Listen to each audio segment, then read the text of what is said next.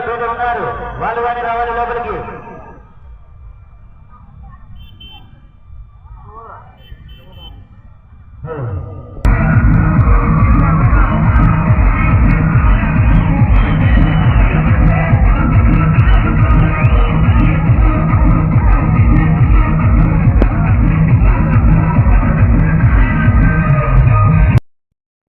ఎన్టీఆర్ జిల్లా తిరువూరు పట్టణ టీడీపీ కార్యాలయంలో మీడియా సమావేశంలో రాష్ట్ర లీగల్ సెల్ కార్యదర్శి కొత్తపల్లి ఆనంద్ స్వరూప్ మాట్లాడుతూ ఇరాన్, ఇజ్రాయెల్, అమెరికా మధ్య 22 రోజులుగా జరుగుతున్న యుద్ధాన్ని తక్షణమే ఆపాలని ప్రధాని నరేంద్ర మోదీ మధ్యవర్తిత్వం వహించి ఆ దేశాల నాయకులతో మాట్లాడి శాంతి ఏర్పరిచేలాగా చర్యలు తీసుకోవాలని కోరారు. ఈ యుద్ధం ప్రపంచ ఆర్థిక వ్యవస్థ, ఆహార సరఫరా, క్రూడ్ ఆయిల్ ధరలు, రవాణా, ఇంటర్నెట్ సేవలపై ప్రభావం చూపుతోందని ఆయన తెలిపారు.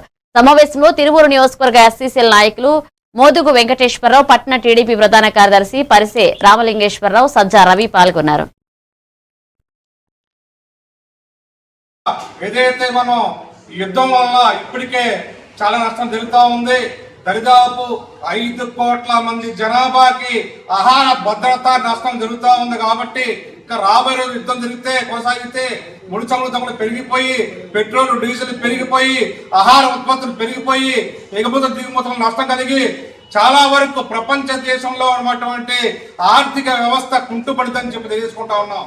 కావున దయచేసి మన యొక్క ప్రధానమంత్రి నరేంద్ర మోడీ గారు, అలానే మా ముఖ్యమంత్రి నారా చంద్రబాబు నాయుడు గారు కూడా ప్రధానమంత్రి గారితో, మోడీ గారితో మాట్లాడి, అలానే ఉన్నటువంటి అనేక రాష్ట్రాల ముఖ్యమంత్రులతో కలిసి మన ప్రధానమంత్రి గారితో చర్చించి మోడీ గారి ద్వారా ఏదైతే ట్రంప్ గారు ఉన్నారో, ట్రంప్ గారితో పాటు ఇజ్రాయెల్ అధ్యక్షుడు ఉన్నటువంటి బెంజమిన్ నెతన్యాహుతో మాట్లాడి, అలానే ఇప్పుడున్నటువంటి పాలకులు, ఇరాన్ లో ఉన్నటువంటి పాలకులు చాలా మంది చనిపోయారు. కమీమి చనిపోయాడు, వాళ్ళ బాబు చనిపోయాడు, చాలా వరకు అక్కడ ఉన్నటువంటి లీడర్షిప్ కూడా మొత్తం చనిపోయారు. కాబట్టి మీరు మధ్యతో వహించండి. మోడీ గారిని కోరుతా ఉన్నాం.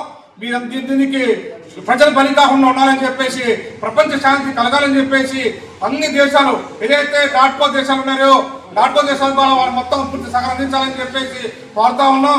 ఈరోజు చూస్తా ఉంటే ఇరాన్ లో కూడా మళ్ళీ బాంబుల వాత కురుస్తా ఉంది. ఏదైతే హార్మోజ్ జలసంధి మూసారో, హార్మోజ్ జలసంధి తెరిపించవలసింది కోరుతా ఉన్నాం. దానివల్ల మనకు మొన్న గత 4 రోజుల క్రితం ఒక